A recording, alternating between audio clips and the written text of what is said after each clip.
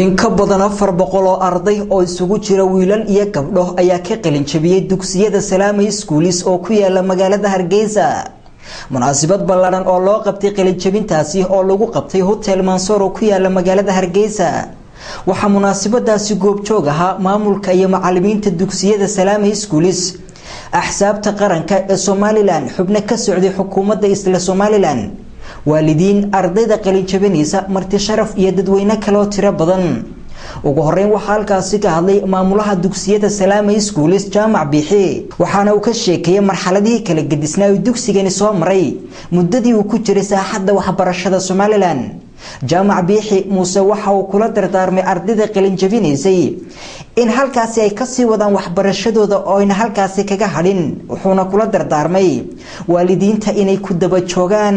dhanka kale maamuluhu waxa uu sheegay in dugsiyada Salaama ay hoos u eegto tayada waxbarashada ay dugsigaasi bixinayo. maamulaha arrimahaasi ka hadlaya ayaa yidhi maanta waxaynu fadhinaa xafladda qalin jabinta 400 oo arday oo ka qalin jabinaya qaybta luqadaha ee dugsiga Salaama. ardaydaas waxay isku jiraan qaar ka qalin jabinaya luqadda Ingiriisiga, qaar ka qalin jabinaya luqadda Carabiga, qaar ka qalin jabinaya xisaabta iyo qaar ka qalin jabinaya kombiyuutarka.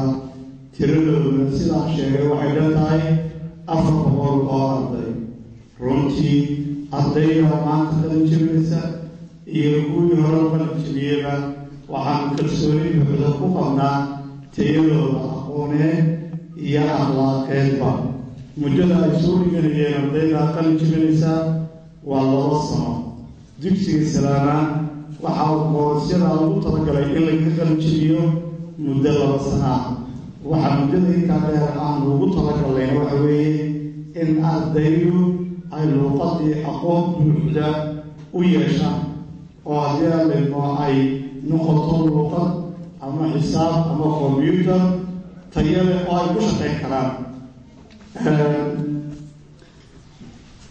ardayda dugsiyada Salaama waa hormuudka jaamacadaha dalka maanta.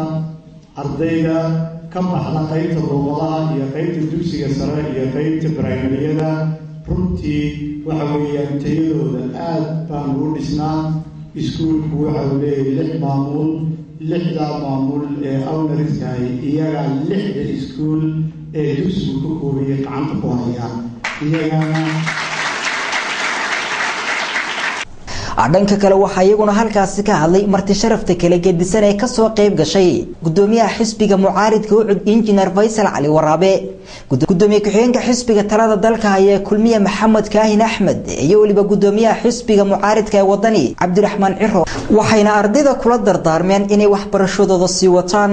iyagoo arrimahaasi ka hadlaya ayaa waxay yiraahdeen aad ugu faraxsanahay inaan ka soo qayb galo xafladan 400 arday ee ka soo qalin jabinaya Salaama Schools.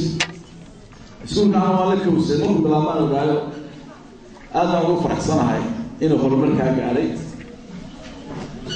ilaa waa jirtay in badan ka soo qayb galay xafladahana. waxaan aad u hambaliyanayaa Professor Nimcaane oo si fiican ugu sheegay akhlaaqda iyo waxa loo baahan yahay iyo sidalka ay maanta baahida loo baahan yahay. waxaan islaam u hadlayaa macallimiinta iskiin aad joogtana ma helaysaan. xafladihiina intana madaxii ma imanayso. waalidiintii inta iskuulku baatamaanta horta barnaamijyada la haysto dib ha loogu noqdo iyo meesha lagu sii socdo waxa ka horeeya. midda labaad qalinay warqada la soo baxay markaan idin sheegaya bal hadda xisaabi ninkii qalinay warqada horta allo ingiriiska la taga adaltka wuxuu siiyaa 60 gini bishii imik awal ka yaraadeen waa 60 pound bishii waa 240 ya 10 bilood waa 2400 gini.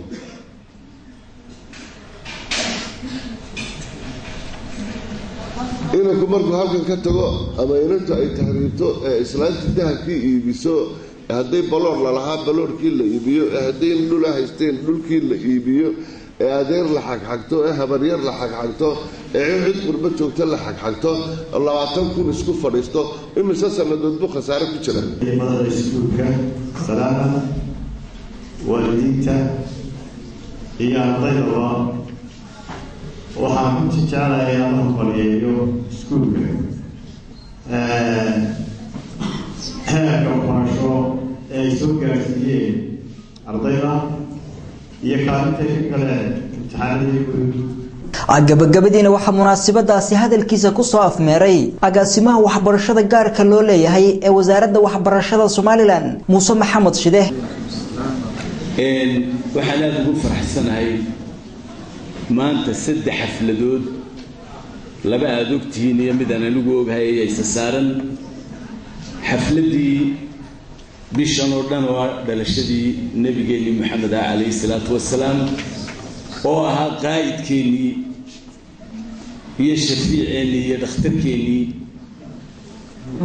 iyo xafladan idinku aad ku qalin jabinaysaan ama ku qaadanaysaan shahaadada ama baad u qabsateen bagabagaynta iyo farxadda iyo aniga kadib markii hadalka agaasimuhu soo dhamaaday waxa halkaasi shahaado sharaf iyo abaalmarino kala gedisan lagu abaalmariyay ardaydii kaalmaha hore ka gashay imtixaanaadkii uu qaaday dugsiga Salaami Schools Khadar Kaafi Space Channel Hargeysa.